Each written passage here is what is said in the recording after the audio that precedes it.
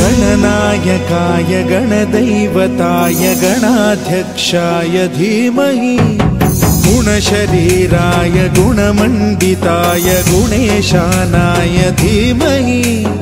गुणातीताय गुणाधीशाय गुणप्रविष्टाय धीमहि एकदन्ताय वक्रतुण्डाय गौरीतनयाय धीमहि गजेशानाय भालचन्द्राय श्रीगणेशाय धीमहि एकदन्ताय वक्रतुण्डाय